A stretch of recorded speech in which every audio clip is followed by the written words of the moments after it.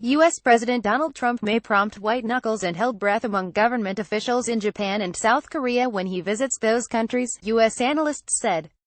In the course of the past 10 months, we've been socialized to expect trauma from President Trump, and when it comes to Korea, among government officials there will be a lot of white knuckles and held breath, Scott Snyder, senior fellow for Korea Studies and director of the program on US Korea policy at Council on Foreign Relations, said on a media call about Trump's upcoming Asia trip. They will want him to stay on script.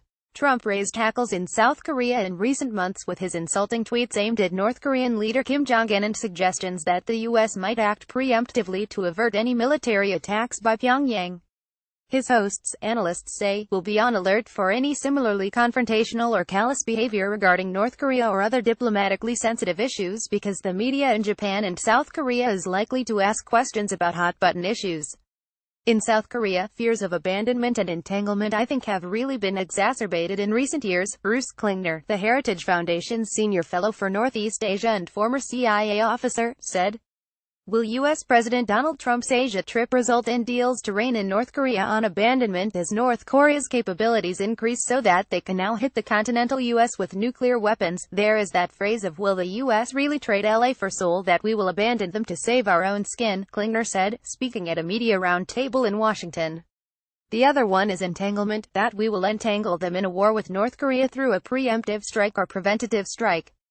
There is risk of discordance in Trump's dealings in Japan despite what Council on Foreign Relations and Heritage analysts characterized as a warm relationship between the U.S. President and Japan's Prime Minister Shinzo Abe. A Japanese reporter is likely to ask about Okinawa and those difficulties, and this is not a lot an administration that has paid a lot of attention to the difficult relations between the residents of Japan and the U.S. military forces on the ground, Sheila Smith, CFR's senior fellow for Japan Studies, said on the same call. There's lots of things that could get the local sensitivities riled up, and then in reaction Trump might react with his Twitter impulse.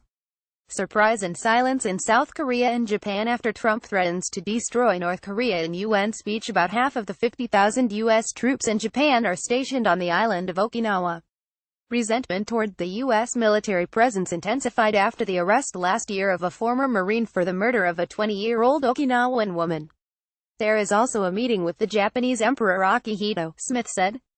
You may recall when President Barack Obama first went to Japan, there was a photograph of that president bowing to the emperor, which drew some controversy in the United States. There will be lots of moments when we'll be holding our breath just a little bit. On the trade front, Japan's Prime Minister Shinzo Abe may need to parry Trump's desire to engage in talks around a bilateral free trade agreement in the wake of Washington's withdrawal from the Trans-Pacific Partnership, said Walter Lohman, director of the Heritage Foundation's Asian Studies Center. The Japanese have no interest in doing a bilateral FTA with the United States, and for good reasons really, Lohman said, speaking at a media roundtable in Washington. Trump signs executive order to withdraw U.S. from Trans-Pacific Partnership. One is, they made some trade-offs during the course of TPP that are not palatable in the context of a bilateral agreement. That carries different political connotations and not something that they want to entertain. The other issue is that you have to wonder about the U.S. steadfastness of these agreements. We've pulled out of TPP after 8 or 9 years of negotiations, Lohman added.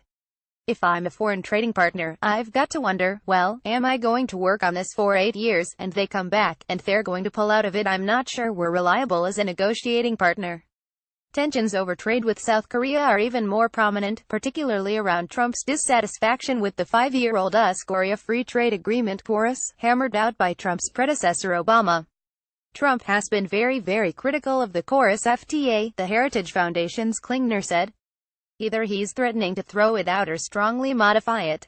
South Korea is reluctant to do so.